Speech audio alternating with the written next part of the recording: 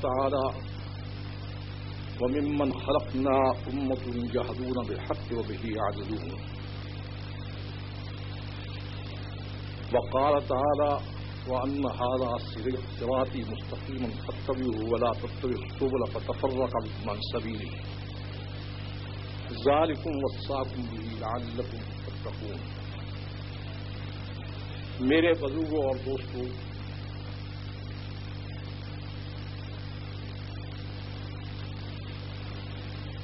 سب سے پہلی چیز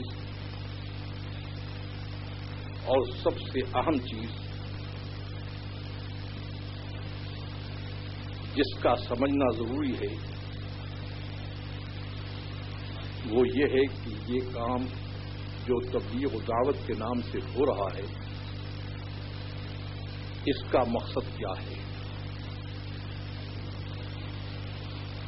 ایک ہے انسان کی زندگی کا مقصد اور ایک ہے تبلیغ و دعوت کے کام کا مقصد۔ انسان کی زندگی کا مقصد جو متعین کیا گیا ہے وہ یہ ہے کہ انسان کسی کا نہ رہے، صرف اللہ کو بن جائے۔ قل ان صلاتي ونسكي ومحياي ومماتي لله رب العالمین لا شریک لہ۔ صرف نماز روزہ نہیں، زندگی اور موت اور اس کے درمیان کا پورا وقت یہ صرف اللہ کے لیے ہو جائے، یہ انسان کی زندگی کا مقصد۔ لوگ پوچھتے ہیں کہ تبلیغ و دعوت کے کام کا کیا مقصد ہے، اور تبلیغ و دعوت کے نام سے جو کام ہو رہا ہے اس سے کیا چیز مطلوب ہے اور کیا چیز حاصل کرنا چاہتے ہیں۔ اس کا مقصد اس امت کو اس نظام مرتب اور مقرر کی طرف لانا ہے جو اللہ رب العزت نے جمیع انبیاء کو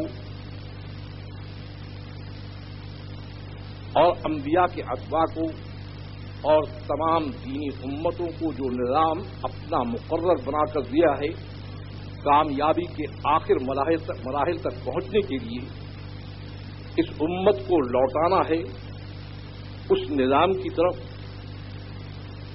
اور امت پر یہ محنت کرنی ہے کہ اپنے دماغوں سے سوچے ہوئے منصوبے، اپنے دماغوں سے سوچے ہوئے اسکیمیں، اپنے دماغوں سے سوچے ہوئے طریقے جب امتیں ان پر چلتی ہیں تو ہمیشہ بھٹکتی رہتی ہیں اور منزل پر کبھی نہیں پہنچ سکتی۔ اس پوری کائنات کا خالق و مالک ہے جس نے پوری کائنات کو بنایا ہے۔ انسان کو بنا کر اس کو ایسے ہی چھوڑ نہیں دیا ہے، بلکہ اس انسان کے لیے زندگی گزارنے کا طریقہ بھی مقرر کیا ہے اور انسان کے لیے انبیاء کی معرفت پورا نظام دیا ہے۔ انسان کس طرح سے کامیاب ہو سکتا ہے، کس طرح تک بلندیوں پر پہنچ سکتا ہے، کس طرح سے ایک انسان ترقی کے مراحل کو طے کر سکتا ہے، وہ اس نے خود بنایا ہے۔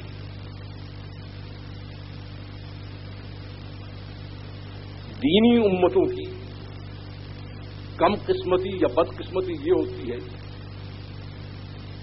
کہ جو اللہ نے نظام مرتب کیا ہے اور اللہ تعالی نے جو مقررہ نظام رکھا ہے، جمیع انبیاء اس طریق پر آئے ہیں، امتیں ہمیشہ اسی طریقے سے اوپر گئی ہیں۔ اس کو اپنانے کے بجائے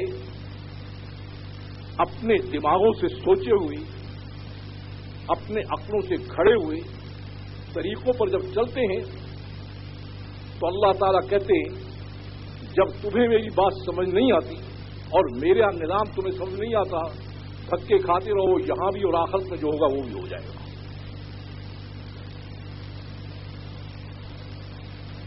اللہ نے ایسے نہیں چھوڑ دیا ہے کہ اللہ تعالیٰ نے کہہ دیا بس تجھے میں نے پیدا کر دیا ہے، اب تو جو منصوبے بنا جو کرتا پھر نہیں، پورا نظام بنایا ہے۔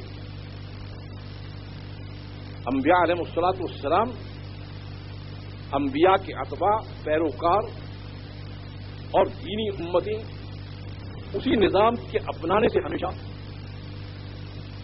دنیا اور آخرت میں کامیاب ہوئی ہیں۔ حضور اکرم صلی اللہ علیہ وسلم نے اسی نظام کے تحت اس پوری امت کو تیار کیا تھا۔ وہ چیز بالکل محفوظ ہے، اس میں کسی سے رائے لینے کی ضرورت نہیں ہے۔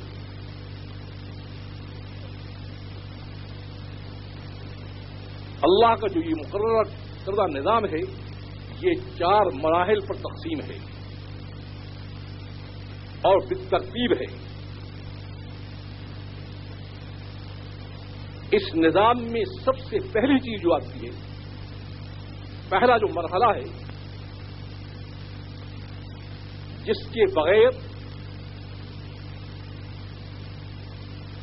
بغیر کبھی بھی دنیا کے اندر انسان کو فلاح اور نجات کا راستہ نہیں ملا، سب سے پہلی وہ چیز ہے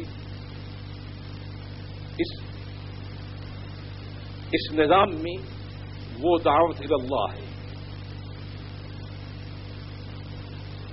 اس لیے ہر نبی جب آتا ہے وہ یہیں سے شروع کرتا ہے۔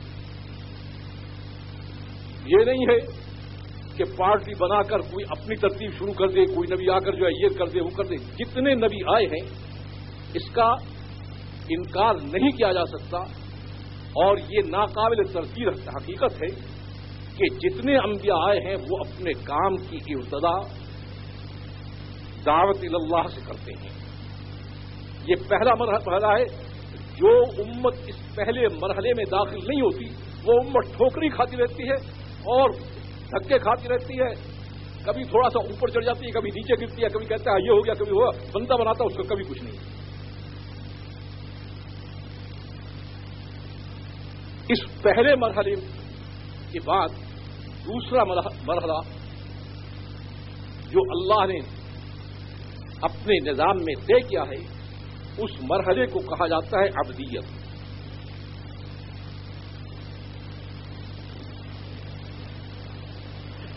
عبدیت کس کو کہتے ہیں؟ اس کو اگر آسان لفظوں میں سمجھنا چاہیں تو اللہ نے ایک چھوٹے سے لفظ میں اس کو بند کیا ہے کہ عبدیت کس کو کہتے ہیں؟ عبدیت کہتے ہیں جو میں نے ابراہیم علیہ السلام سے کہا تھا جب انہوں نے کہا کہ میں آپ کی ذات سے تعلق رکھنا چاہتا ہوں اور آپ کا بن کر چلنا چاہتا ہوں اور آپ سے استفادہ کرنا چاہتا ہوں، تو اللہ کہتے ہیں میں نے وہ ایک لفظ کہا تھا، وہی ایک لفظ ہے جو انسان کو مجھ سے جوڑ سکتا ہے، اور وہ ہے لفظ اسلم۔ اپنی زندگی کو سر سے لے کر پاؤں تک 24 گھنٹے کی زندگی کو میرے حوالے کر، جس میں تیرا کوئی دخل نہیں ہوگا۔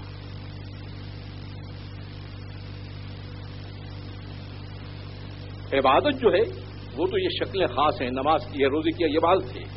عبدیت کس کو کہتے ہیں کہ 24 گھنٹے کی زندگی کو انسان اللہ کے حوالے کرے اور اپنا دخل ختم کر دے۔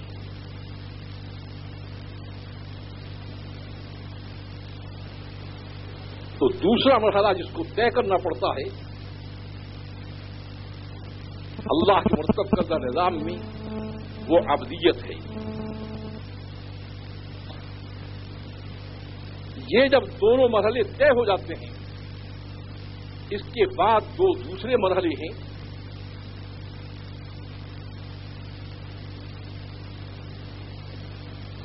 اس کے بعد دوسرے دو مرحلے ہیں، وہ مرحلے انعامی ہیں، وہ انعام ہے۔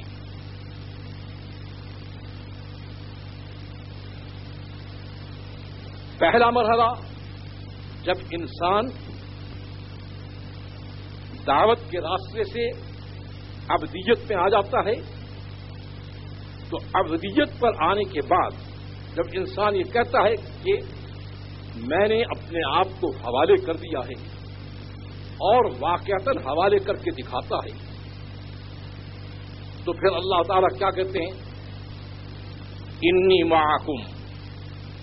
یہ انعام اس پر جو سب سے پہلا دیا جاتا ہے وہ کیا ہے کہ اللہ کہتے ہیں اب میں تیرے ساتھ ہوں، میرے ساتھ ہوں، جہاں تجھے ضرورت پڑے میں ہر جگہ موجود ہوں، ہر کام کر سکتا ہوں. یہ معیت الہی اللہ کے نظام میں تیسرا مرحلہ ہے، لیکن یہ نہیں ہو سکتا کہ یہ اس مرحلے میں آ جائے اور پہلے دو مرحلے طے نہ کریں. وہ دو کو طے کرے گا تب تیسرے مرحلے میں داخل ہو گئے. اب جب انسان اس تیسرے مرحلے سے گزر جاتا ہے تو چوتھا مرحلہ آتا ہے. چوتھا مرحلہ آتا ہے کہ اس معاشرے کو جس کے پاس یہ تینوں مرحلے موجود ہیں، اس معاشرے کو اللہ تعالیٰ کیا کہتے ہیں؟ یہ میرا یہ وعدہ ہے، میرا یہ وعدہ ہے کہ تمہیں پوری دنیا میں، کسی چھوٹے موٹے علاقے میں نہیں، پوری دنیا میں تمہیں بلندی دوں گا، تمہیں غلبہ عمومی دوں گا. ساری وہ اقوام جن کے پاس پوری طاقتیں ہیں اور پوری قوتیں ہیں وہ سب تمہارے سامنے جھک جائیں گی اور تمہیں تمکین فی الارض حاصل ہو جائے گی.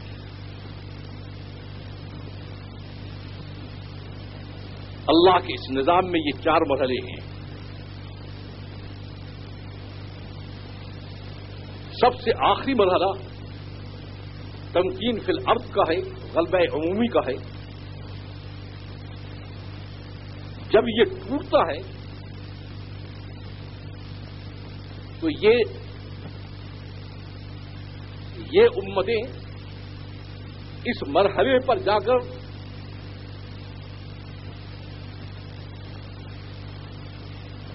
اپنی اس تمکین فی الارض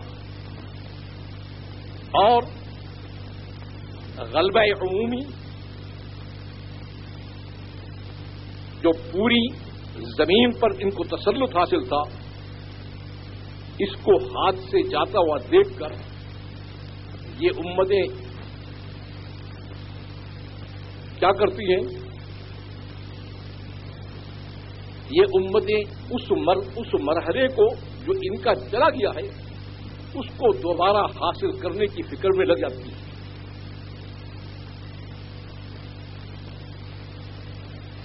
لیکن وہ جو کچھ ملا تھا وہ تو اللہ کی معیت سے ملا تھا،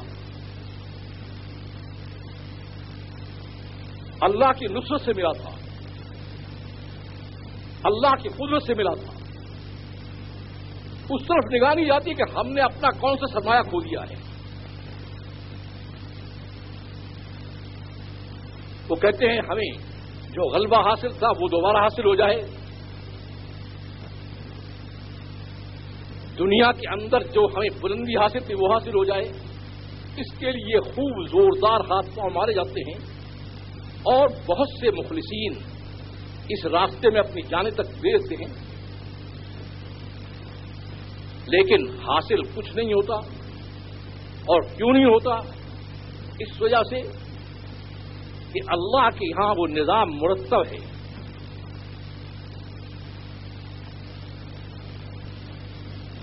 اس نظام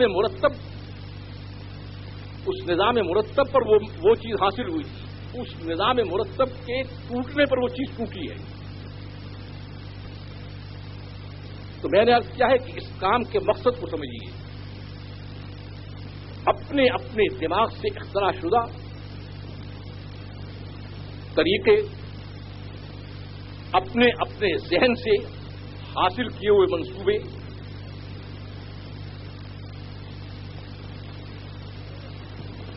اپنی اپنی رائے سے قائم کردہ اسکیمیں تاریخ انسانی، میں پوری ضمانت دے رہا ہوں آپ کو، تاریخ انسانی میں آپ کہیں نہیں دیکھیں گے کہ وہ امتیں اوپر جا سکتی ہیں۔ وہ ٹھوکریں کھاتی رہی، بلبلاتی رہی، شور مچاتی رہی، زور دکھاتی رہی، مگر بات وہی کی وہیں ختم ہے۔ کیوں؟ اس وجہ سے کہ اس کا تعلق دنیا کے نظام سے ہے نہیں، اوپر کے نظام سے۔ تو میں نے عرض کیا ہے کہ اس امت کو اس پر تیار کرنا ہے کہ کسی طرح سے اس کے یہ سمجھ آ جائے کہ اللہ کا وہ نظام مقرر ہے، اس نظام مقرر کو اپنائے بغیر کوئی راستہ ہمارے اوپر جانے کا نہیں ہے۔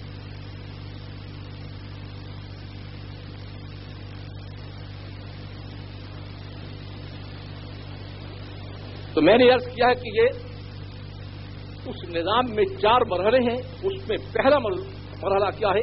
وہ دعوت اللہ ہے۔ دعوت اللہ کیا ہے؟ نبی آ کر کیا کہتا ہے؟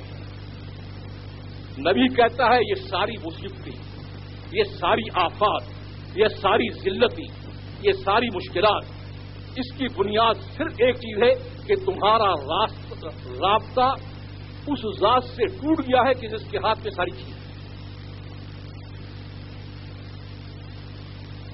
جب تک کہ اس رابطے کو قائم نہیں کرو گے، اس رابطے کو دوبارہ قائم نہیں کرو گی، اور جب تک انابت اللہ نہیں آئے گی اور اللہ سے تمہارا معاملہ صحیح نہیں ہوگا، یہ نظام عالم کبھی بھی صحیح نہیں ہو سکتا ہے۔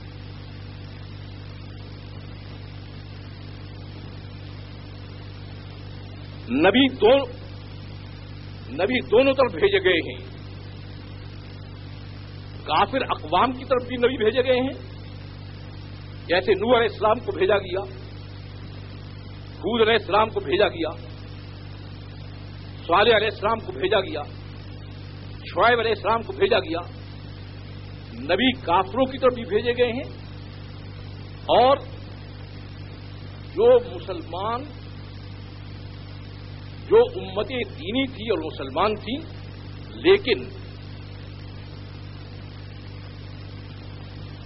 لیکن وہ بگڑ چکی تھی،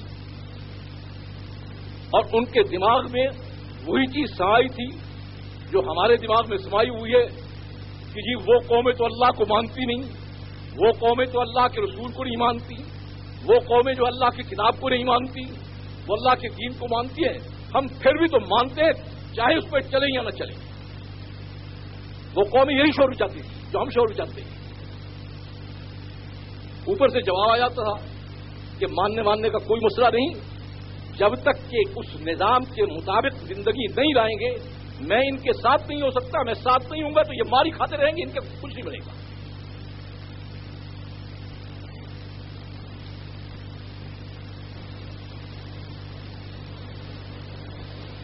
تو اس نظام کو سمجھانے کے لیے اللہ نے انبیاء علیہ السلام کو اس نظام کے ساتھ بھیجا ہے۔ اس لیے پہلی بات جو نبی آ کر کرتا ہے وہ کیا کہتا ہے؟ وہ کہتا ہے اس سے پہلے کسی بات کو سوچنا کہ حالات ٹھیک ہو جائیں گے، حکومت ٹھیک ہو جائے گی، ملک ٹھیک ہو جائے گا، ہم دوبارہ غالب آ جائیں گے، ہم جو ہے یہ کر دیں گے وہ کر دیں گے، کہا محض حماقت ہے، اللہ من صفح نفسہ، انتہائی حماقت ہے کہ آدمی یہ سوچے کہ یوں بھی ہو جائے گا وہ بھی ہو جائے گا، انہیں کچھ نہیں ہوگا، کچھ نہیں ہوگا۔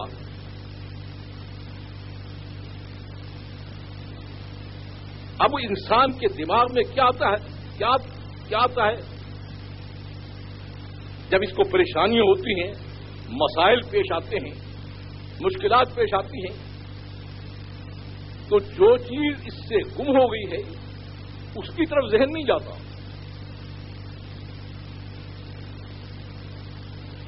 وہ اللہ کی معیت جو سبب تھی تمام ترقیات کا، تمام کامیابیوں کا، تمام بلندیوں کا، جو گم ہوئی ہے اس کی طرف ذہن نہیں جاتا۔ اس کا ذہن کیا جاتا ہے؟ اس کا ذہن کیا جاتا ہے کہ ہم نے زیادہ سے زیادہ وسائل حاصل نہیں کیے، ہم نے وہ علوم نہیں پڑھے جو ان کافر قوموں کے پاس ہیں۔ اگر ہم وہ پڑھ لیتے تو آج ہم انہی کی طرح بلند ہوتے۔ بالکل الٹی کھوپڑی لگ جاتی ہے۔ حالانکہ اللہ رب العزت نے تفصیل سے بتایا ہے، تعلیمات الہیہ میں موجود ہے، والذی خلقکم فمنکم کافر ومنکم مومن، کہ اس نے تمہیں پیدا کیا ہے، انسان یہاں آ کر بعض کافر بن جاتے ہیں، بعض مومن بن جاتے ہیں۔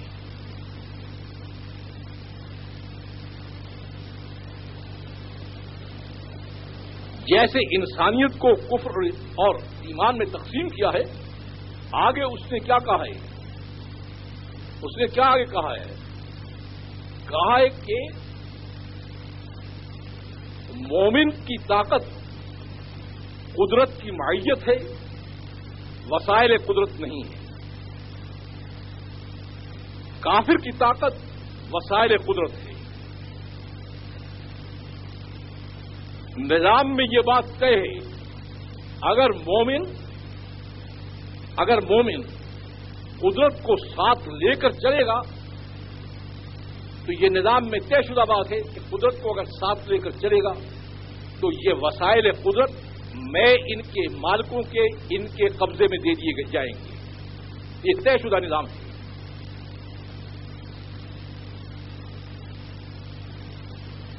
کوئی نظام ایسا نہیں ہے جس کو اللہ نے ایسے ہی چھوڑ دیا ہو۔ یہ نظام بالکل طے شدہ ہے۔ چاہے ان کے پاس وسائل کے انبار لگے ہوئے ہوں، چاہے ہتھیاروں کے انبار لگے ہوئے ہوں،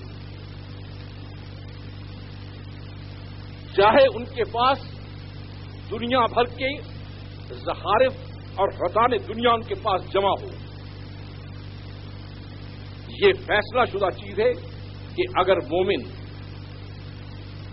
اپنی طاقت قدرت کی معیت کو لیتا ہے اور قدرت کی معیت کے حصول کے لیے محنت کرتا ہے تو یہ بات طے شدہ ہے کہ یہ اوپر رہیں گے، چاہے ان کے پاس کروڑوں گنا وسائل کیوں نہ موجود ہوں۔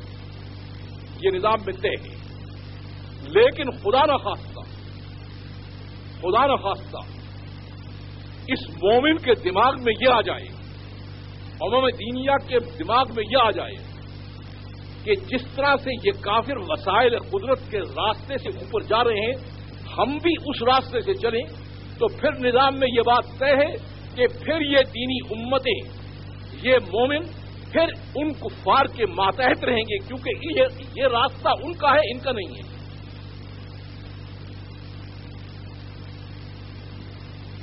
آپ کا راستہ یعنی دینی امتوں کا راستہ اور ہے، کافروں کا راستہ اور ہے۔ ان کا راستہ ہے وسائل قدرت، آپ کا راستہ ہے براہ راست قدرت۔ آپ جب اپنے راستے کو چھوڑ کر ان کے راستے کو اختیار کریں گے تو نظام میں اوپر سے یہ بات طے ہے، پھر آپ کو ان کے ماتحت رہنا پڑے گا، نہ رونے کی ضرورت ہے، نہ دھونے کی ضرورت ہے، نہ شور مچانے کی ضرورت ہے۔ نظام میں اوپر طے شدہ ہے، آپ نے اپنا راستہ چھوڑ دیا ہے، ان کے راستے کو اختیار کیا، لہٰذا ان کی غلامی کو برداشت کرو۔ کہاں سے شور مچاتے ہوئے؟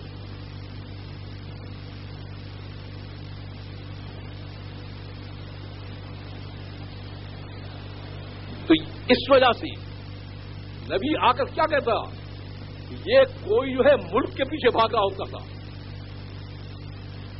حکومت والے یہ کر دیں گے، کوئی مال کے پیچھے دوڑ لگا رہا ہوتا تھا، کوئی کچھ ہو رہا تھا، کچھ ہو رہا تھا، اور جتنا دوڑ بڑھتی جاتی تھی اتنی ہی ذلت اور خواری بھی بڑھتی جاتی تھی۔ تو نبی آ کر کہتا تھا کہ تمہاری عقل ماری گئی ہے، یہ ساری مصیبت جو آ رہی ہے تمہارے پاس تمہاری اپنی قوت نہیں ہے، تم غیروں کی قوت کو لے کر چلتے ہو، تو اس راستے کے وہ امام ہیں، وہ تو تمہیں پھر ان کے ماتحت رہنا پڑے گا۔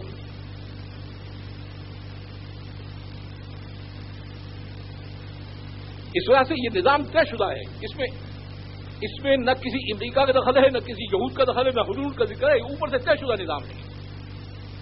آپ کے پاس اگر اپنی طاقت ہے یعنی قدرت آپ کے ساتھ ہے، اللہ کی معیت آپ سے حاصل ہے، چاہے آپ کے پاس ایک تلوار نہیں، ایک ہتھیار نہیں، آپ کے پاس غلے کا ایک دانہ نہیں، آپ کے پاس زمین کا ایک ٹکڑا نہیں، آپ کے لیے طے یہ ہے کہ جب میں تمہارے ساتھ ہوں تم سب سے اوپر رہو گے، چاہے تمہارے پاس کوئی اور چیز ہے یہ نہیں۔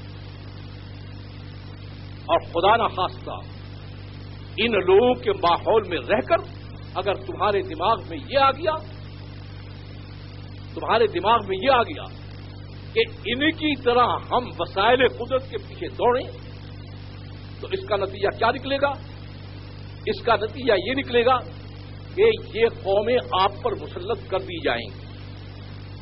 باسنا علیہم عباد لنا اولی باس شدید فجاسوا خلال الدیار وکان وعدا مفعولا۔ کہتے یہ ایک طے شدہ بات ہے، یہ نہیں ہے تم کبھی کسی کو کوستے پھرو، کبھی کسی کو کوستے پھرو کہ اس نے یوں کر دیا، وہاں فلاں جگہ اس نے یہ کر دیا، کہا کسی نے کچھ نہیں کیا، کان وعدا مفعولا، یہ طے شدہ بات ہے، تم اس پہ دخل کر سکتے۔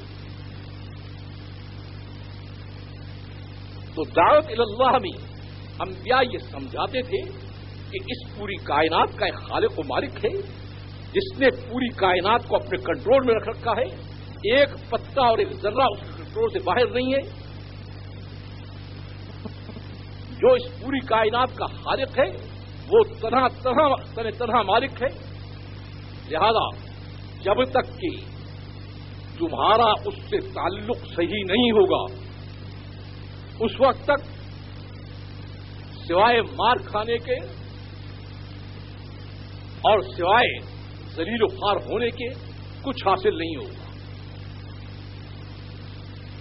اب وہ کیا کہتے تھے؟ کہتے پھر اللہ سے تعلق قائم کرنے کے لیے اور اللہ کو ساتھ لینے کے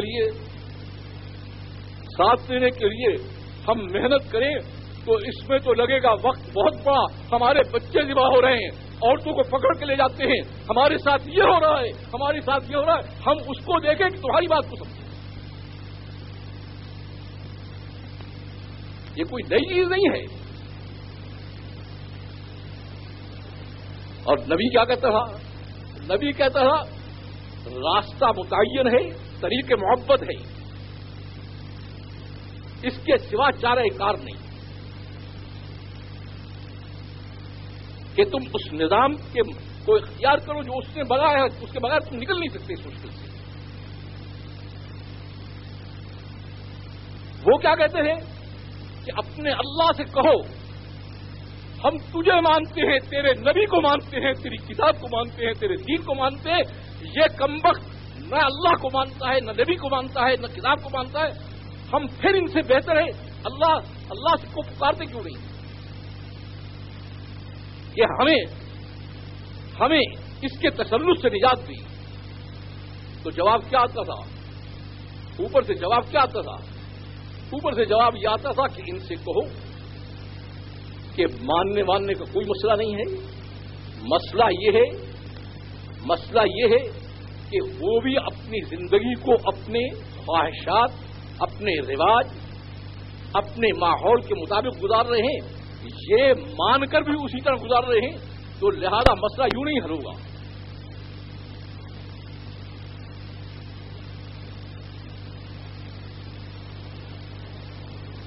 جو سب سے بڑی مشکل پیش آتی ہے وہ کیا پیش آتی ہے کہ وہ اللہ رب العزت کہتے ہیں کہ میں ساتھ جب دوں گا جب پوری زندگی کو حوالے کروں گی۔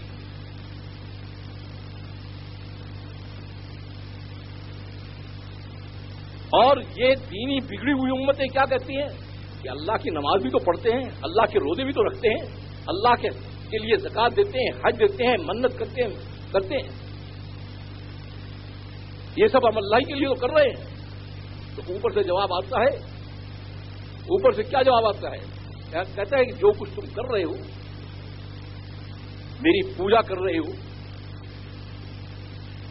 نظر و نیاز کر رہے ہو، میں وہ رب نہیں ہوں جو اس پر راضی ہو جاؤں. میں پوری زندگی پر کنٹرول چاہتا ہوں کہ میرا کنٹرول پوری زندگی پر ہو. اگر پوری زندگی حوالے کرنے کو تیار ہو تو میں ساتھ آنے کو تیار ہوں. اس سے کم پر بات نہیں ہو سکتی.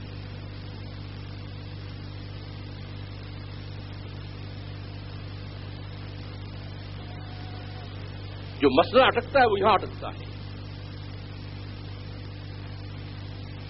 اور اگر تم ایسے رب کی تلاش میں ہو جو تمہاری کہ عبادت پر راضی ہو جائے, تمہارے نظر و ریاض پر جائے, تو پھر تم بتوں کے پاس چلے جاؤ.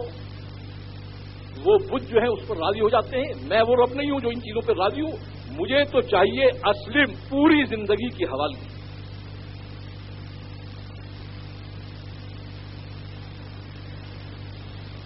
جو سمجھدار امتیں تھیں, میں اسی بات سے کہا کرتا ہوں کہ بنی اسرائیل اس زمانے کے ہم سے زیادہ سمجھدار تھے. جب ان کو پتہ لگ گیا کہ اس نظام کے بغیر ہمارا معاملہ حل نہیں ہو سکتا, تو حضرت موسیٰ علیہ الصلوۃ والسلام سے کہا کہ ہم اپنی زندگی کو حوالے کرتے ہیں, اور حوالے کر کے دکھایا. اور اس طرح سے حوالے کیا کہ اللہ تعالیٰ نے کہا قال اللہ انی معکم, کہ جب تم نے اپنی زندگی کو میرے حوالے کر دیا ہے, اب میں تمہارے ساتھ ہوں, اب میری کارروائی کو دیکھو کہ میں کیا کارروائی کرتا ہوں.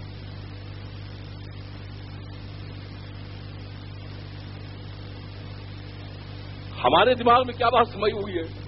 ہمارے دماغ میں سوال ہے کہ بھائی زندگی کا بدلنا تو ہے بہت مشکل.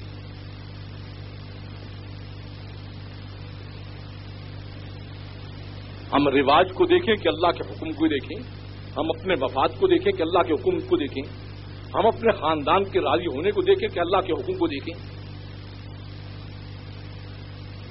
ہم عام جو فیشن دنیا میں چل چکے ہیں ان کو دیکھیں کہ اللہ کے حکم کو دیکھیں. تو یہ بات تو بہت مشکل ہے. ٹھیک ہے اللہ ساتھ نہیں دیتا, نہ ساتھ دے, ہم خود بغیر اللہ ہی کا کام کر لیں گے. زبان سے نہیں کہتے لیکن عملاً کر کے دکھاتے ہیں. اس میں برس ہا برس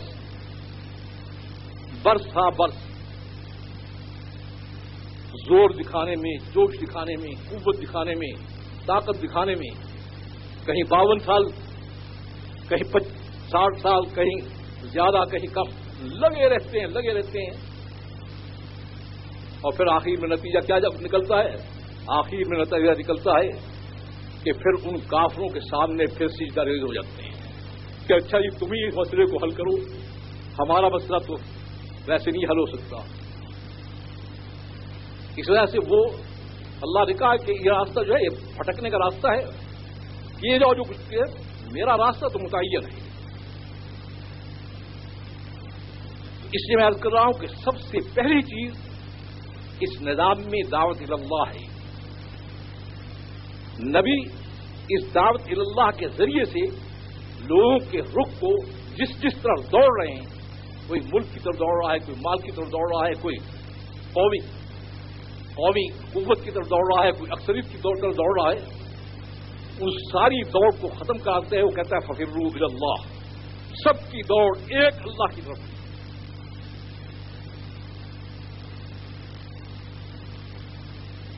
یہاں آ کر امتیں 2 حصوں میں تقسیم ہو جاتی ہیں. ایک حصہ کہتا ہے نبی سے کہ ٹھیک ہے ہم اپنی ساری دوڑ کو ختم کر کے اللہ کی طرف دوڑ لگاتے ہیں, ہمیں کیا کرنا ہے اس کے لیے. اس وقت جواب بالکل آسان تھا. نبی کیا کہتا تھا؟ نبی کہتا تھا تم میری زندگی کو اختیار کر لو, میری زندگی کو اختیار کر لو, اور 24 گھنٹے کی زندگی کو میری پیروی میں گزارو. صرف نماز روزہ نہیں, کھانا ہو, پینا ہو, رہنا ہو, پہننا ہو, مکان ہو, زمین ہو, تجارت ہو, زراعت ہو, حکومت ہو, سیاست ہو, یہ سب میرے نظام کے جو نظام میں نے اپنا رکھا ہے تم اس نظام کے ماتحت اپنے آپ کو ویسا بناؤ جیسے میں نے اپنے آپ کو اللہ کا بنا دیا ہے. یہاں شیطان آ کر دیتا تھا انجیکشن بڑا زور کا،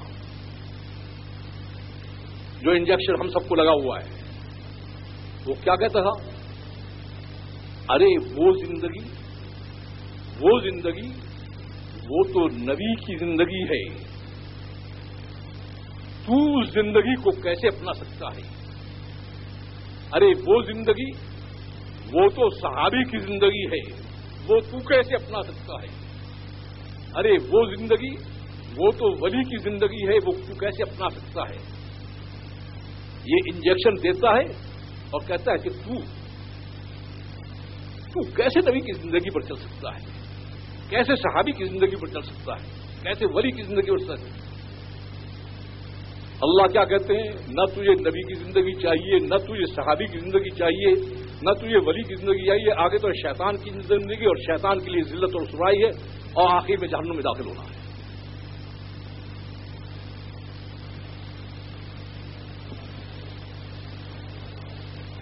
تو سب سے مشکل مرحلہ جو ہے وہ کیا ہے؟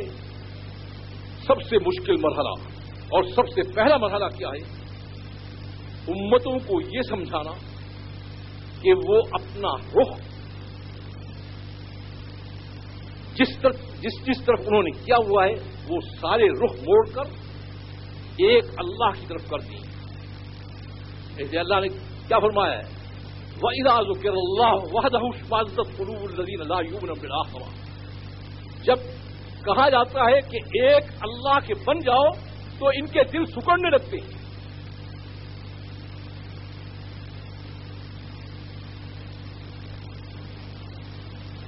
اللہ نہ کھانے کو منع کرتا ہے، نہ پہننے کو منع کرتا ہے، نہ شادی بیاہ کو منع کرتا ہے، نہ تجارت کو منع کرتا ہے، نہ زراعت کو منع کرتا ہے. اللہ کسی چیز کو منع نہیں کرتا. اللہ کیا کہتا ہے کہ اس میں اپنی رائے، اپنی عقل، اپنے معاشرے، اپنے رواج، اپنے فیشن کے بجائے میرے حکم کو سامنے رکھ کر یہ ساری چیزیں کریں.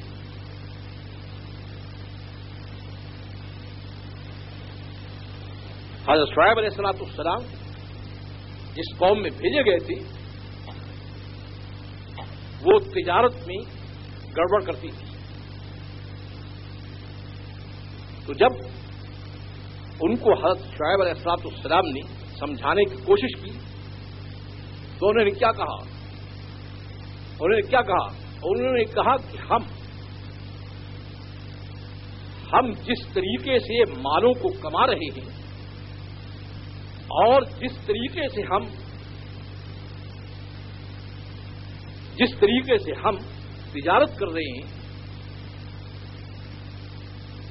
تمہارا اللہ اور تمہاری نماز کہتی ہے کہ وہ طریقہ صحیح نہیں ہے، ہم تمہارے کہنے پہ لگنے کو تیار نہیں ہیں.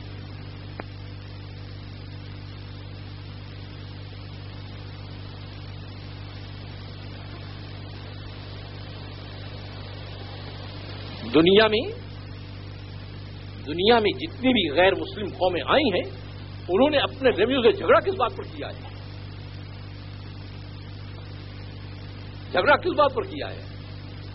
کہ ساری مخلوق تو یوں چل رہی ہے، تم کہتے ہو یوں چلو.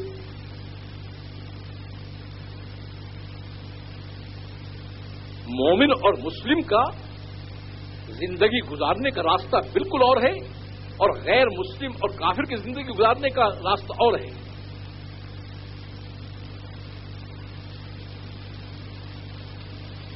یہ خلط ملط والا راستہ جو ہے یہ اللہ کے لیے قابل قبول نہیں ہے. قل اللہ عابد مخلصا لہ دینی،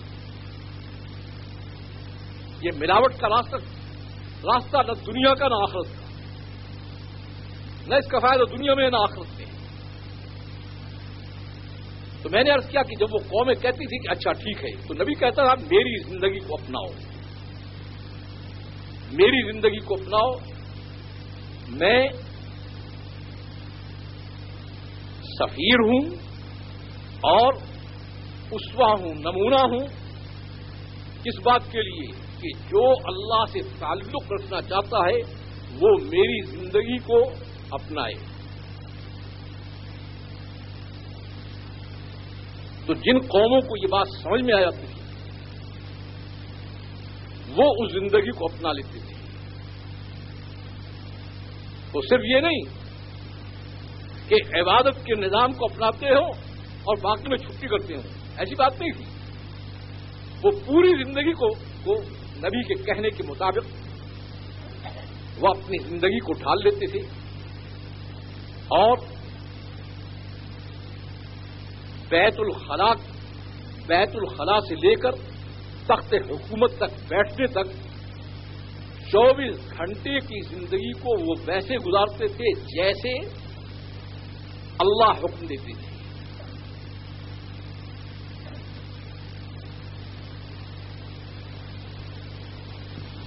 میں اس میں ایک بات عرض کر دیتا ہوں. جب ابتدا میں شام وغیرہ میں مصر میں جانا ہوا تو ایک بات بڑی زور سے وہ کہتے تھے، وہ ہماری یہاں بھی بولی جاتی ہے، اس بات سے میں بتا رہا ہوں. وہ کہتے تھے کیا اسلام میں سیاست نہیں ہے؟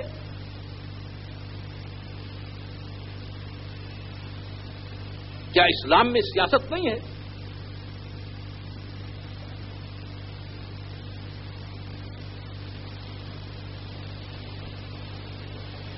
اب ہم کیا جواب دیتے ہیں؟ کہتے ہیں جی ہم سیاسی معاملات میں دخل نہیں دیتے ہیں، لیکن اس کا صحیح جواب کیا ہے کہ اسلام میں سیاست ہے. اسلام میں سیاست ہے. اگر ساری امت مل کر عیسائیوں اور یہودیوں اور مجوسیوں کے طریقے یہ پاس کر دے قرارداد کہ وہ بھی ہم اسلام میں داخل کرتے ہیں، ان کے عبادت کے طریقوں کو ہم اسلام میں داخل کرتے ہیں، کیا ان کے داخل کرنے سے وہ اسلام بن جائے گا؟ یہاں تو بات سمجھ میں آتی ہے. کہتے ہیں کہہ لیں ان کے طریقہ عبادت وہ کیسا اسلام بن سکتے ہیں، تو ان کے طریقہ سیاست وہ کیسے اسلام بن سکتے ہیں؟ وہاں نہیں عقل آتی. ان کے طریقہ تجارت وہ کیسے اسلام بن سکتا ہے؟ ان کا طریقہ زراعت وہ کیسے اسلام بن سکتا ہے؟ ان کا طریقہ حکومت وہ کیسے اسلام بن سکتا ہے؟ جہاں آتا ہے عبادت کا نام وہاں تو آپ کو بات سمجھ میں آتی ہے کہ غیر مسلموں کے طریقے عبادت کے طریقے اسلام نہیں بن سکتے اور اسلامی عبادت نہیں بن سکتی. تو باقی میں آپ کیوں نہیں مانتے اس بات کو اللہ سے؟ اس لیے حضور اکرم صلی اللہ علیہ وسلم نے انتہائی امت پر رحم کھاتے ہوئے یہ بات کہی کہ حیات مسلمہ حیات کافرہ سے بالکل جدا ہے. اگر تم نے ذرا بھی حیات کافرہ کو حیات مسلمہ کے ساتھ جوڑا تم اللہ کی مدد سے رحمت سے محروم ہو جاؤ گے، روتے پھرو گے، کوئی تمہارا سننے والا نہیں ہے. بالکل حیات کافرہ کو حیات مسلمہ سے جدا کیا آپ نے، صرف نماز روزے کے اندر نہیں، پوری حیات کو جدا کیا. فرمایا ان کی شکلیں ایسی ہیں، ہماری شکلیں ایسی ہیں، ان کے لباس ایسے ہیں، ہمارے لباس ایسے ہیں، ان کی تجارت اس طرح سے ہے، ہماری تجارت اس طرح سے ہے، ان کی بیاہ شادی اس طرح سے ہے، ہماری بیاہ شادی اس طرح سے. ایک ایک چیز کو حتیٰ کہ بالوں کے رکھنے کو کپڑوں کے پہننے کو ان کو بالکل جدا کر دیا اور کہا کہ اگر جو آگے بات میں عرض کر رہا اس کو غور سے سن لیں، اگر تم نے ان کے طریقوں کو اختیار کیا تو میں تمہیں اپنی امت سے نکال کر ان میں داخل کرتا ہوں جن کے پیچھے تم گئے. میری امت میں کھڑا ہونے کا سوال نہیں پیدا ہوتا. جب نبی اپنی امت سے نکال رہا ہے آپ کو کون بچائے گا؟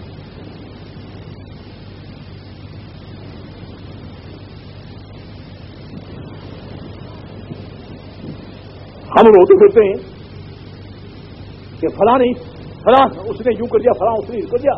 بھائی کسی نے کیا وہ اوپر کا ایک نظام طے شدہ ہے کہ آپ یوں چلتے ہیں تو یوں ہیں اور یوں نہیں چلتے تو پھر یوں ہیں.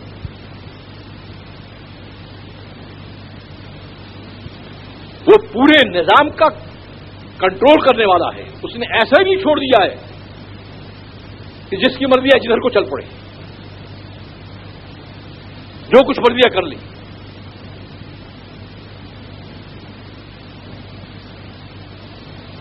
تو میں یہ عرض کر رہا تھا کہ یہ دوسرا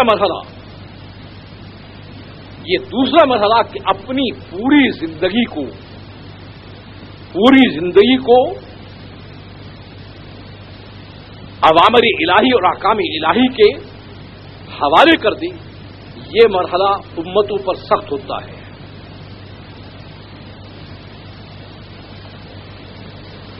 اور یہ کیا چاہتا ہے؟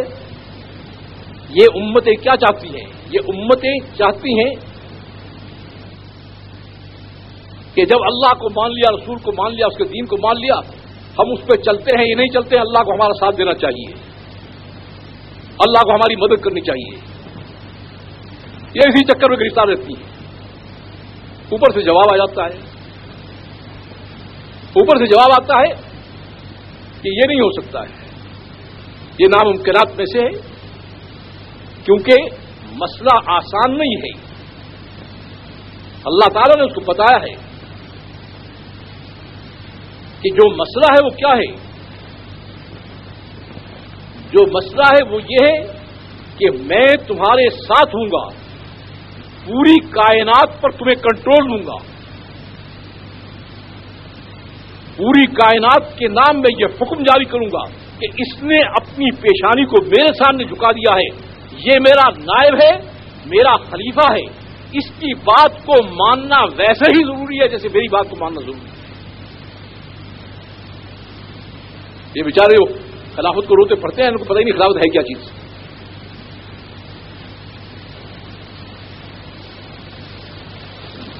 وہ حکم الہی ہے جو فرشتوں تک کو جاری ہوتا ہے.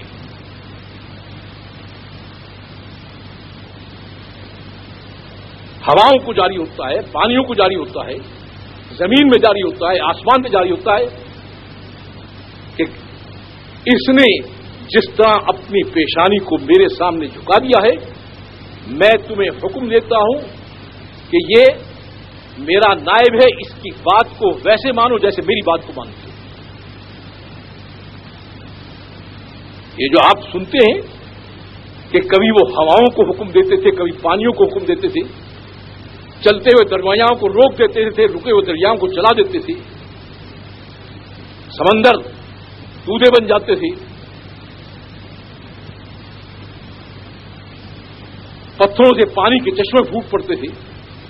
یہ کیا چیز تھی؟ یہ وہ نیابتی اختیارات تھے جس کا اللہ نے وعدہ کیا ہے.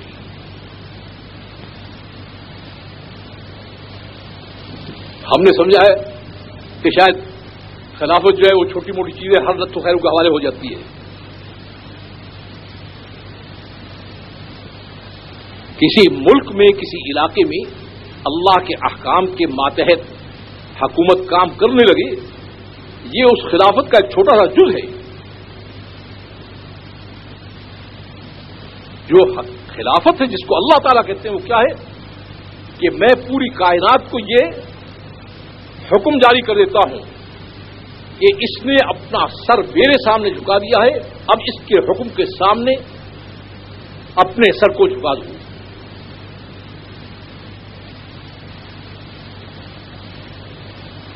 مصر کے اندر دریائے نیل بہہ رہا ہے. فاتح مصر سیدنا عمرو بن العاص رضی اللہ تعالیٰ عنہ کے پاس مصر کے مقامی عیسائیوں کا وفد حاضر ہوتا ہے، اور وہ آ کر کیا کہتا ہے کہ دریائے نیل کا یہ معمول ہے کہ جب یہ نیچے اتر جاتا ہے تو یہ اوپر نہیں آتا تو زمینیں، ہمارا سارا کاروبار زمینوں پر ہے، زمینیں سب کی سب بنجر بن جاتی ہیں. تو اس کا معمول یہ ہے کہ ایک کنواری لڑکی، خوبصورت ترین لڑکی، اس کو بہترین لباس پہنایا جاتا ہے اور اس کو زیوروں سے آراستہ کیا جاتا ہے. وہ جا کر ہم جب اس نیل کے اندر ڈالتے ہیں اور اس کو بھیٹ چڑھاتے ہیں تو پھر یہ پانی اس کا اوپر آ جاتا ہے. حضرت عمرو بن العاص رضی اللہ تعالیٰ نے کیا فرمایا؟ کہا تمہارا نیل چڑھے یا نہ چڑھے، اس لڑکی نے قصور کیا ہے؟ تم جو اس کو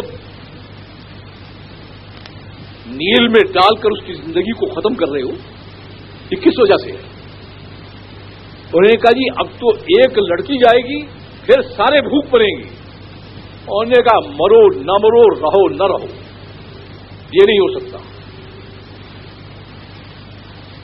اسلام قتل اس کی دعوت دے گا کہ خامخواہ ایک آدمی کو مار ڈالو، نہ کوئی واسطہ نہ ہو۔ تو بہت اصرار کیا ان لوگوں نے کہ حضور زمینیں بنجر ہو جائیں گی، غلوں کا نظام ختم ہو جائے گا، یہ ہو جائے گا وہ ہو جائے گا۔ انہوں نے کہا اس کا سوال ہی پیدا نہیں ہوتا۔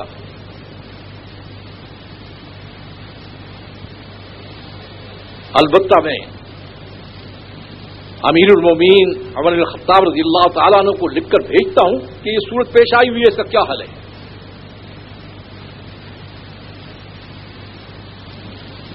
دنیا کے سارے مورخین اتفاق کرتے ہیں کہ صرف ایک اتنا سا کاغذ کا ٹکڑا، 2-4 انچ کا کاغذ کا ٹکڑا، اس پر لکھا ہوا کیا تھا؟ اس پر لکھا ہوا تھا انت معمورۃ وانا معمور، کہ تو بھی اللہ کے حکم پر چلتا ہے، میں بھی اللہ کے حکم پر چلتا ہوں۔ میں زمین میں اس کے نائب ہونے کی وجہ سے تجھ سے یہ کہتا ہوں کہ اگر تو خود چلتا ہے تو نہ چل، تیری ضرورت نہیں، ہم اپنی ضرورت خود پورا کر لیں گے، اور اگر تو اللہ کے حکم سے چلتا ہے تو بحیثیت نائب کے میں حکم دیتا ہوں کہ تو چل اور اپنے آپ اوپر آ۔ اور حضرت عمرو بن العاص کو لکھ دیا گیا کہ یہ بطاقہ جو ہے، یہ ٹکڑا چھوٹا سا، یہ دریائے نیل کے حوالے کرو اور انتظار کرو کہ وہاں سے جواب کیا ملتا ہے۔ انہوں نے جا کر اس ٹکڑے کو نیل میں ڈالا۔ پورے مورخین متفق ہیں کہ اس دن سے نیل کا پانی نیچے گیا ہی نہیں۔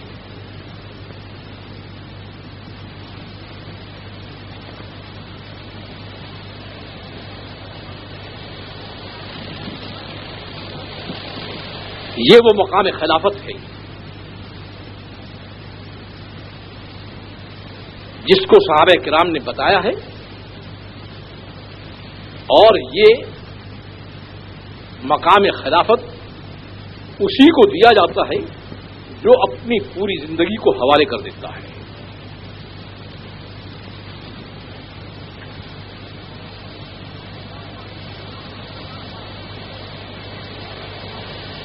تو میں نے یہ عرض کیا تھا کہ نظام میں پہلی چیز دعوت اللہ ہے، دوسری چیز عبدیت ہے۔ عبدیت کس کو کہتے ہیں؟ کہ پوری زندگی کو سر سے پاؤں تک اپنی خواہشات، اپنے رواج، اپنے طریقے، اپنے خاندانوں کی خوشی سب سے فارغ کر کے اللہ کے اوامر و احکام کے حوالے کر دی انسان۔ تو اس پر جو پہلا انعام دیا جاتا ہے وہ اللہ کیا کہتے ہیں کہ اے بندی، جب تو نے اپنے آپ کو میرے حوالے کر دیا ہے تو میں تیرے ساتھ ہوں، میں تیرے ساتھ ہوں۔ وسائل فیل ہو سکتے ہیں، وسائل قدرت فیل ہو سکتے ہیں، قدرت کسی جگہ فیل نہیں ہو سکتی۔ تجھے جہاں میں ضرورت پڑے، جب میں تیرے ساتھ ہوں، تجھے جہاں بھی ضرورت پڑے میں تیری مدد کو تیار ہوں۔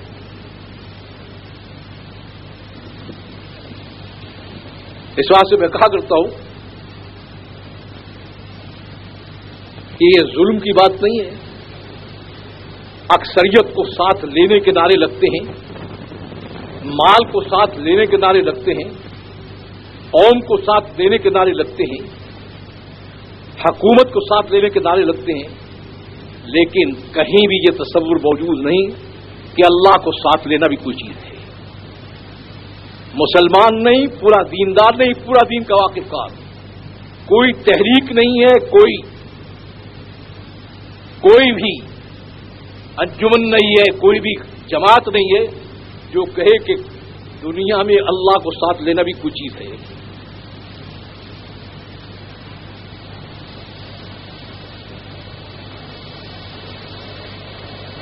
اب جب اللہ ساتھ ہو جاتے ہیں، جب اللہ ساتھ ہو جاتے ہیں، پھر اللہ کیا کہتے ہیں؟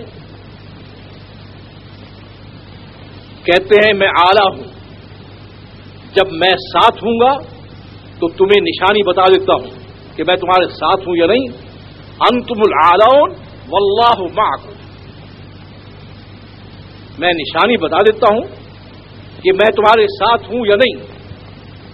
یہ کس طرح سے تمہیں معلوم ہوگا؟ اگر تم سب سے اوپر ہو، ساری قومیں تمہارے نیچے ہو، تو سمجھ لو کہ میں تمہارے ساتھ ہوں۔ اگر ساری قومیں تمہارے سر پر سوار ہیں اور تم سب سے مار کھا رہے ہو اور ساری قومیں تمہارے پیچھے لگی ہوئی ہیں، تو سمجھو کہ میں تمہارے ساتھ نہیں ہوں۔ تمہارا جو سرمایہ ہے وہ میرا ساتھ ہونا ہے۔ اس لیے جب دیکھو کہ تم سب سے اوپر نہیں ہو اور سب پر غالب نہیں ہو اور غلبہ عمومی تمہیں حاصل نہیں ہے، تو اس کی بنیاد نہ وسائل کا کم ہونا ہے، نہ مال کا کم ہونا ہے، نہ حکومت کا مسئلہ ہے، نہ سیاست کا مسئلہ ہے۔ مسئلہ صرف یہ ہے کہ میں تمہارے ساتھ نہیں ہوں۔ اس لیے مجھے ساتھ لے لو، اور لینے کی صورت یہ ہے کہ اپنے آپ کو حوالے کرو۔ اس لیے اللہ تعالیٰ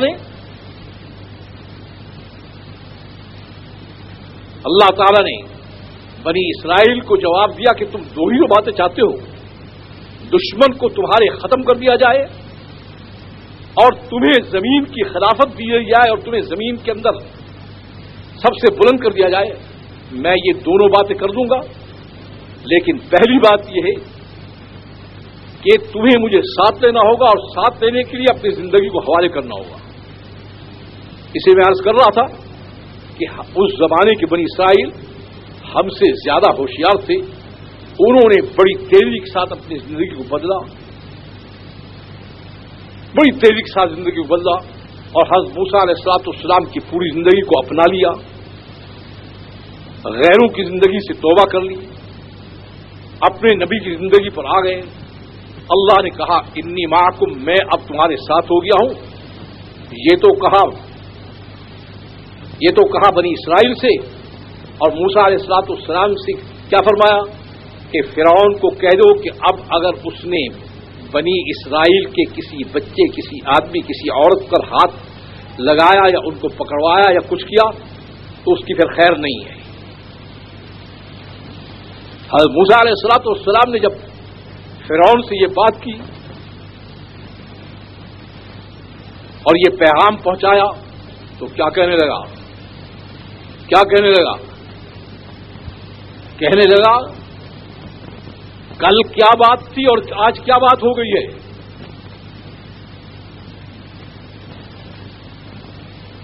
تیری قوم ہماری غلام ہے، یہ غلامی رہے گی۔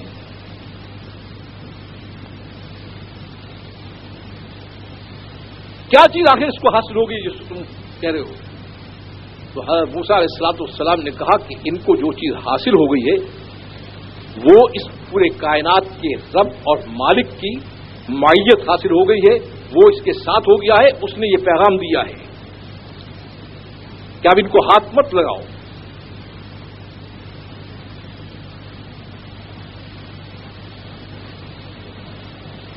یہ حکومت والے جو ہیں، حکومت کے نشے کی وجہ سے آدھے تو پاگل ہوتے ہیں یہ، اور جو ان کے ارکان حکومت ہوتے ہیں اور جناب آپ اور جناب آپ اور جناب آپ کر کے یہ اور ان کو الو بناتے ہیں۔ آدھا دماغ نشہ حکومت کھا جاتا ہے، آدھا دماغ یہ جو ارکان حکومتیں ممبران اسمبلیاں یہ ان کو برباد کرتے ہیں.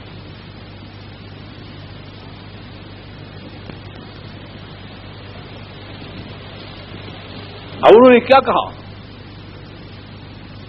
انہوں نے کہا کہ یہ جو شخص کہہ رہا ہے اس کے پاس نہ اس کی کوئی پارٹی ہے، نہ اس کے پاس کوئی فوج ہے، نہ اس کے پاس کوئی طاقت ہے، نہ اس کے پاس کچھ ہے. یہ کہہ رہا ہے کہ ہاتھ نہ لگاؤ، حالانکہ یہ ملک مصر آپ کا ہے، یہ نہریں آپ کے نیچے بہتی ہیں، اس کے اندر یہ چیز ہے، آپ کی فوج ہے، آپ کی یہ چیز ہے، آپ کی یہ چیز ہے. یہ بیچارہ معمولی سا آدمی پھٹا ہوا جبہ پہننے والا یہ تمہیں کہہ رہا ہے.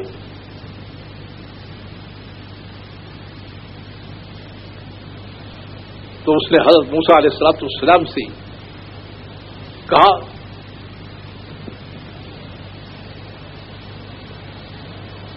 فرعون نے کیا بات کہی؟ فرعون نے کہا کہ مجھے تمہاری بات سمجھ میں نہیں آتی. کل جس حال میں تھے اسی حال میں یہ آج بھی تھے. حضرت موسیٰ علیہ السلام نے اس کو سمجھانے کی کوشش کی کہ کل تک ان کا رب ان کے ساتھ نہیں تھا، آج ان کے ساتھ ان کا رب ہے.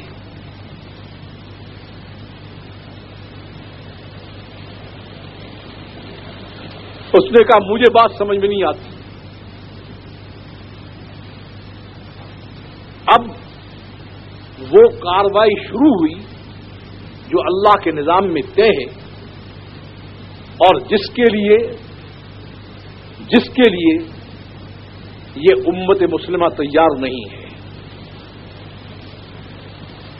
یہ کہتے ہیں سب کارروائی ہم کریں گے. اللہ کہتے ہیں تمہاری کارروائی سے کفر پر ضرب نہیں لگے گی، ضرب لگے گی میری کارروائی سے. اور میری ضرب جب لگتی ہے تو قومیں سینکڑوں برس تک اوپر نہیں اٹھ سکتی.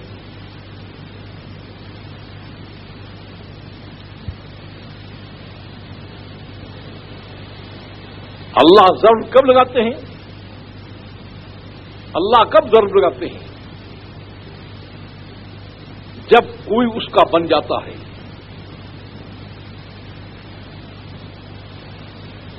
تو کہا میں اب کارروائی شروع کرتا ہوں. ہاں یہ کہتے ہیں نا لوگ جو کہتے ہیں جناب یہ ایٹمی دور ہے، فلانا دور ہے، فلانا دور ہے.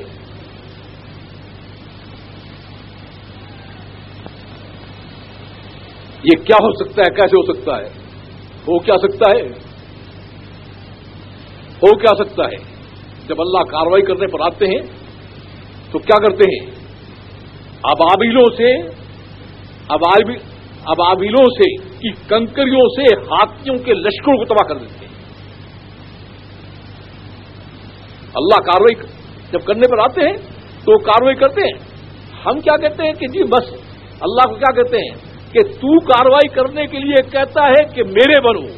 ہم آپ کے بن نہیں سکتے، ہم آپ کے بن نہیں سکتے. اچھا ہم خود ہی کارروائی کر لیں گے. اللہ کہتا ہے کر لو. کارروائی کرتے ہیں کبھی تھوڑا سا اونچا کبھی نیچے ہو کر تھوڑے عرصے کے بعد پھر دھکے کھا کر بیٹھ جاتے ہیں. تو اللہ نے کارروائی شروع کی. حضور اکرم صلی اللہ علیہ وسلم فرماتے ہیں کہ اس کارروائی میں جو سب سے پہلی چیز تھی وہ کیا تھی؟ سب سے پہلی چیز جو تھی کیا تھی جو اللہ نے کارروائی شروع کی کہ محلات فرعونی وہ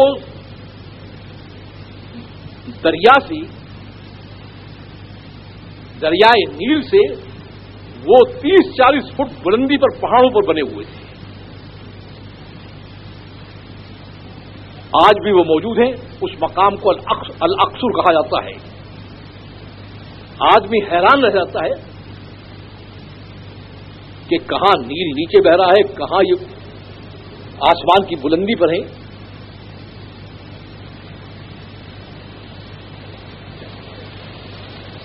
اب کاروائی جو ہے وہ شروع ہوئی. تو سب سے پہلی کاروائی کی اللہ تعالیٰ نے کیا کیا؟ نیل کو حکم دے دیا کہ چڑھ جا اور فرعون کے محلات میں داخل ہو کر اس کی ساری چیز کو برباد کر دیا. اب نیل نے چڑھنا شروع کیا. یہ جو آپ کے یہاں ہوتا ہے نا، یہ سب اسی سے سیکھا ہوا ہے.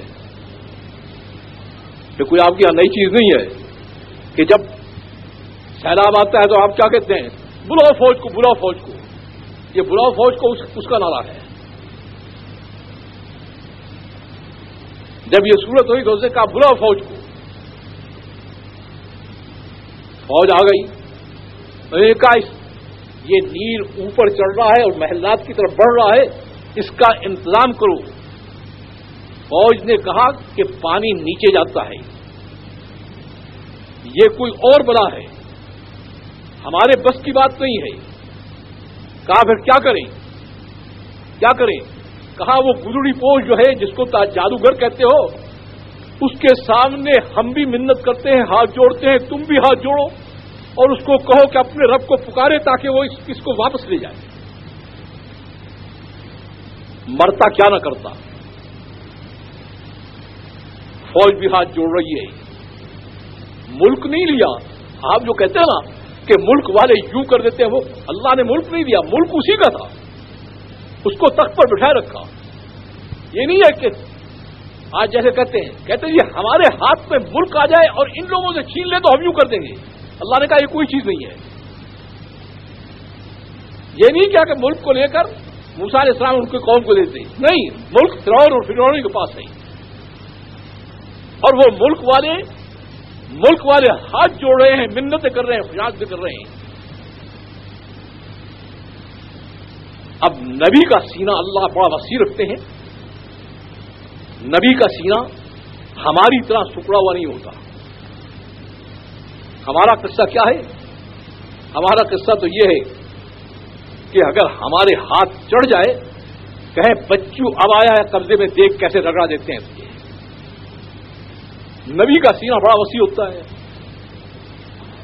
اور موسیٰ علیہ السلام سے اس نے منت خوشامد کی. اور موسیٰ علیہ السلام نے اپنے رب کو پکارا اور اس نے کیا کہا کہ آپ دو ہی باتیں تو چاہتے ہیں، ہم ایمان لے آئیں اور آپ کی قوم کو جو شام کے رہنے والی ہے اس کو وہاں جانے کی اجازت دے دیں. ہم دونوں باتیں آپ کی مانتے ہیں، اس مصیبت کو ٹلاؤ ہم سے. آج موسیٰ علیہ السلام نے دعا کر دی، وہ طوفان واپس لوٹ گیا.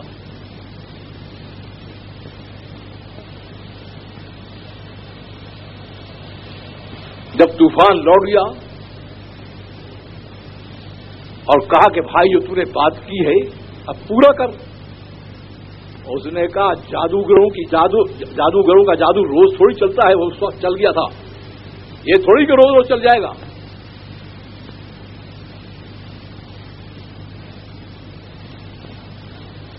اس کو سمجھایا کہ جادو نہیں ہے، یہ پیچھے کی طاقت کام کر رہی ہے، ہوش میں آ. نہیں سمجھ میں آئی. آپ کہتے ہیں نا ایٹمی دور اللہ کیا کر دے گا؟ ان سب کو پانی میں ڈبو دے، زمین کو پھاڑ کے اس میں کر دے. آئٹم بنانے والوں کو میں آئٹموں کو دفن کر دی. وہ سب کچھ کر سکتا ہے. کوئی اس کا بن کر تو دیکھے، پھر دیکھو کیا کرتا ہے.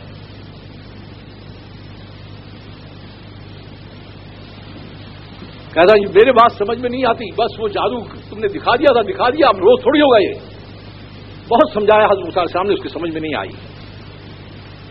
اللہ نے اپنی دوسری کارروائی شروع کی. حضور اکرم صلی اللہ علیہ وسلم فرماتے ہیں کہ ٹڈیاں تمہاری جو ہیں، پتے سبزے ان پر جا کر گرتی ہیں. موسیٰ علیہ السلام کی امداد کے لیے جو ٹڈیاں آئی تھیں وہ سیدھی محلات فرعونی میں گھس گئیں اور انہوں نے پتھر اور جتنے مسامیر یعنی لوہے کا سامان تھا اس کو انہوں نے چاٹنا شروع کیا اور اس میں کر دیے بڑے بڑے کھول. اور اس کو نظر آیا کہ آتے ہیں محل نیچے. فوج نے کہا یہ ہمارے بس کی بات ہے، پھر کیا کریں؟ کہا ہم بھی ہاتھ جوڑتے ہیں، تم بھی ہاتھ جوڑو.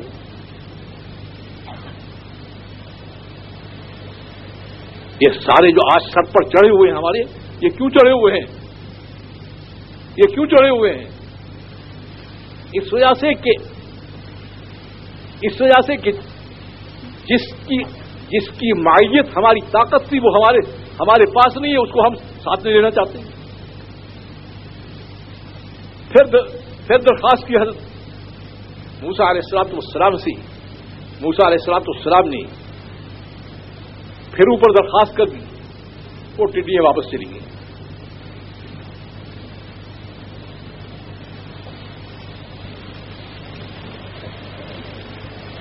یہ میں اس لیے آپ کو بتا رہا ہوں کہ چاہے آپ کے پاس ایک تلوار نہ ہو، ایک ہتھیار نہ ہو، ایک سامان نہ ہو، لیکن آپ کا ہتھیار یعنی اللہ کی مائیت ہو تو اللہ تو بڑی بڑی کارروائی کر سکتا ہے. اس کے لیے کیا مشکل ہے؟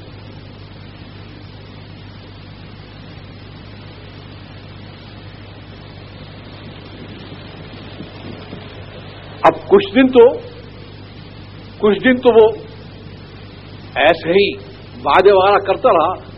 پھر کہنے لگا وہ تو ہم نے اس لیے مان لیا تھا کہ تم نے اتنا زور سے جادو دکھایا، ہمارے محلات گرنے لگے تھے.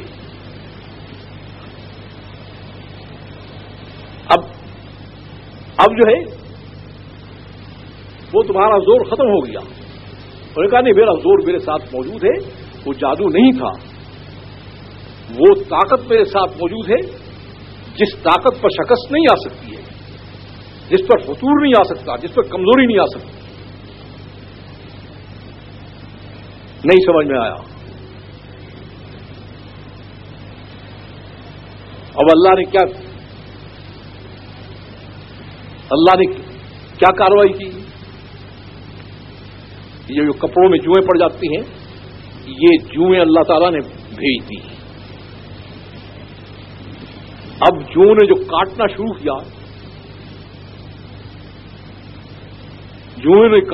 کیا اور ہر چیز میں جوئیں. تو فوج کو کہا، فوج آئی، اس نے اپنے بدن کے کپڑے اٹھا دیے. اس نے کہا یہ تو ہمیں کھا گئی ہیں، ہمیں انہوں نے شل کر کے رکھ دیا ہے. ہوئے گا پھر کیا؟ ہاتھ جوڑو. یہ سارے امریکہ سارے آپ کے سامنے ہاتھ جوڑنے والے بن جائیں اگر وہ ساتھ ہو جائے. وہ ساتھ نہیں ہے، اسی لیے سارا کچھ کر رہے ہیں. آپ کہہ رہے ہیں یہ کر رہے ہیں، یہ نہیں کر رہے ہیں، آپ خود کرا رہے ہیں کہ ہمارے ساتھ یہ کرو.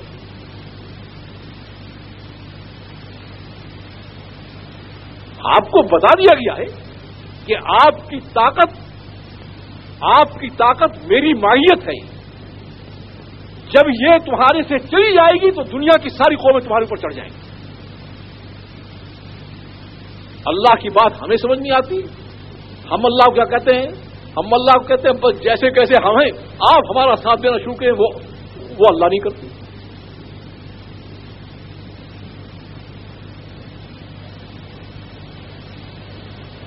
ہم کیا کہتے ہیں؟ یہ ہم نے شکلیں نصارہ کی بنا رکھی ہیں، لباس ان کے پہنتے ہیں، ہم نے اپنے اولادوں کو نصارہ کے طریقے میں تربیت دے رکھی ہے. یہودیوں کی طرح ہم رشوت کھاتے ہیں، ہم سود لیتے ہیں، کاروبار کرتے ہیں، اور مجوسیوں کی طرح ہم زراعت کا کام کرتے ہیں. ہم تو رہیں گے اسی زندگی پر. تجھے ساتھ دینا ہے تو آجا، وگرنہ تو جا، ہم اپنے آپ دیکھ لیں.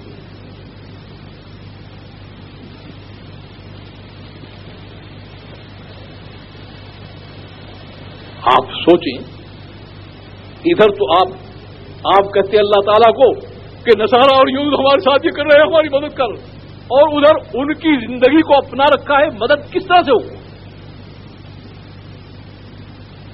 شکلیں ان کی، لباس ان کے، طریقے ان کے، تعلیم ان کی، ذہن سہن ان کا، ساری چیزیں ان کی اپنا کر آپ کیا کہتے ہیں؟ یا اللہ یہ ہم پر چڑھ دوڑے، مدد کر. او مدد کیسی ہو؟ آپ خود ان کی زندگی کو لیے ہوئے، مدد کہاں سے آیا؟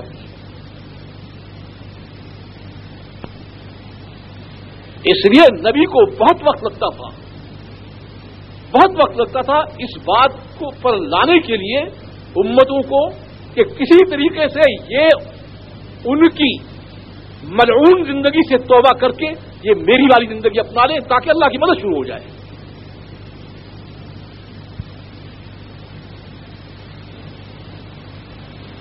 کیونکہ مدد جو آئے گی وہ تو نبی رحمت کی زندگی اپنانے پر آئے گی. غیر مسلموں کی زندگی اپنا کر آپ کہیں کہ نبی رحمت کی رحمت آ جائے اور نبی رحمت والی نصرت اور مدد آ جائے, کہاں جائے گی وہ؟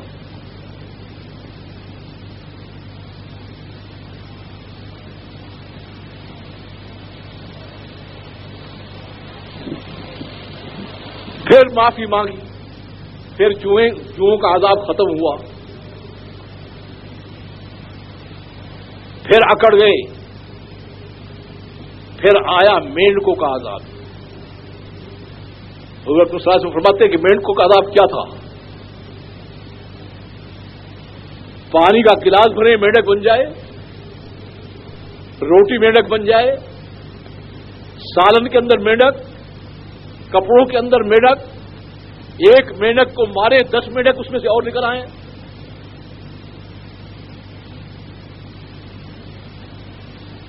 آپ جو کہتے ہیں نا ایٹمی دور ہے فلان دور ہے, اگر وہ کاروائی شروع کر دے تو کیا کرے گا یہ دور آپ کا؟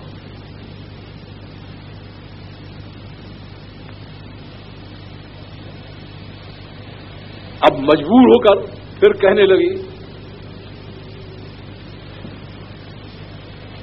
کہ اپنے رب سے کہو اس عذاب کو ٹال دے.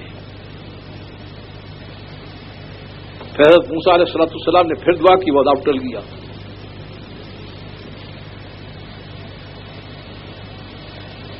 میں یہ بتا اس لیے رہا ہوں کہ جب وہ ساتھ ہو جاتے ہیں تو ان کے کارروائی کے کئی راستے ہیں, ایک راستہ نہیں ہے ان کا.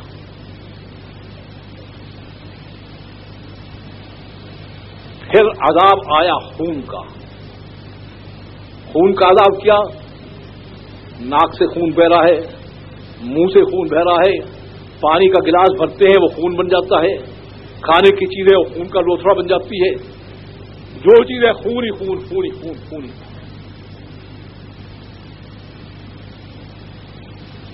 آخر اس نے مجبور ہو کر کیا کہا؟ اس نے مجبور ہو کر کہا کہ مہربانی کر کے تم جہاں کے رہنے والے ہو ہمیں اپنے حال پر چھوڑو, ان کو لے کر چلے جاؤ. موسیٰ علیہ السلام نے نصیحت کی. میں کہا دیکھو تجھے ایک نصیحت کرتا ہوں, علم تؤمنوا لی فاعتزلون, اگر ایمان نہیں لاتا ہے بے شک نہ لا. وہ معاملہ نمٹ جائے گا جس وقت آخرت کا معاملہ آئے گا. اگر ایمان نہیں لاتا ہے تو نہ لا, لیکن میرے سامنے مت آ, میرے سامنے مت آ. ایک علیحدگی سے تو یہاں اپنا کرتا ہے جو کرتا ہے, میں ان کو لے کر جا رہا ہوں, میرے سامنے مت آ. اگر میرے سامنے آئے گا میں اس کا سفیر ہوں اور اس کا نمائندہ ہوں. تو اگر میرے سامنے آئے تو وہ تجھے چھوڑے گا نہیں. پھر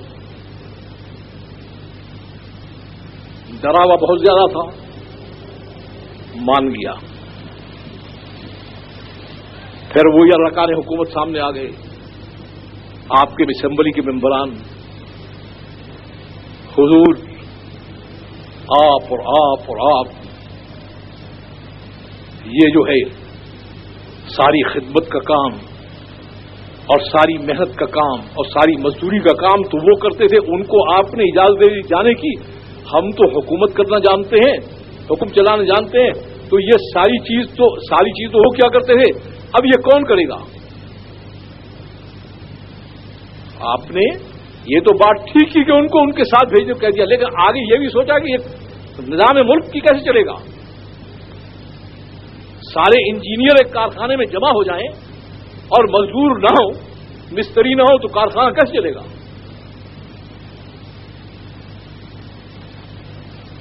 سارے ڈاکٹر ہسپتال میں جمع ہو جائیں, نہ کمپاؤنڈر ہو, نہ نرسیں ہو, نہ کچھ ہو, تو نظام کیسے چلے گا؟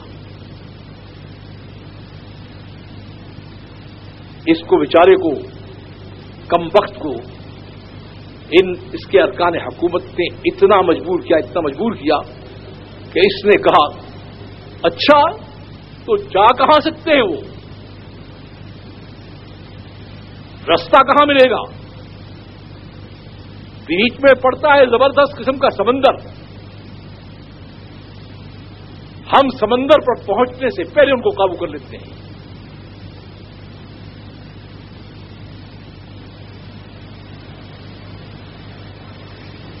اب اس نے دوڑ لگائی، 6-7 لاکھ کی فوج،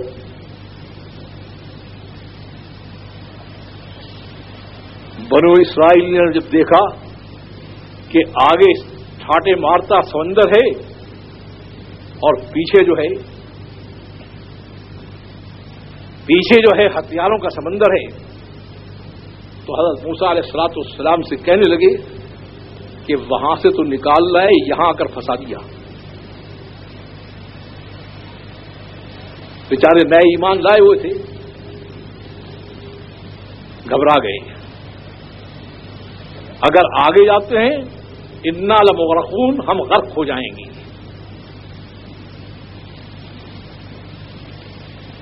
اگر پیچھے دیکھتے ہیں تو یہ فرعونی سر پر آ گئے ہیں، یہ وہاں نہیں چھوڑتے تو یہاں کیسے چھوڑ دیں گے؟ حضرت موسیٰ علیہ الصلوۃ والسلام نے بغیر کسی گھبراہٹ کے یقین کامل سے اپنی امت کو یہ فرمایا، کلا، عربی زبان میں اس کا معنی ہے نہ سمندر غرق کر سکتا ہے، نہ تمہیں فرعون پکڑ سکتا ہے، اور کیوں نہیں؟ اس کی دلیل یہ ہے کہ میں تمہیں لے کر نہیں چل رہا ہوں، میرا رب تمہیں لے کر چل رہا ہے۔ کلا ان معی ربی، رب ساتھ چل رہا ہے، اس کے ہزاروں راستے ہیں۔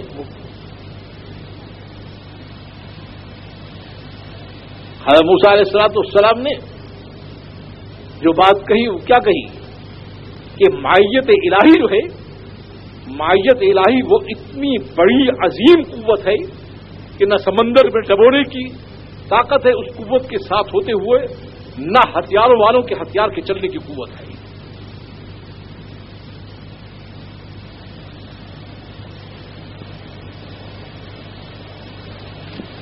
موسیٰ علیہ الصلوۃ والسلام نے اپنی امت کو اطمینان دلایا اور اوپر کے حکم کا انتظار کیا۔ اوپر سے حکم کیا آیا کہ وہی لکڑی جو اژدہا کی شکل میں تبدیل ہوتی تھی، وہی لکڑی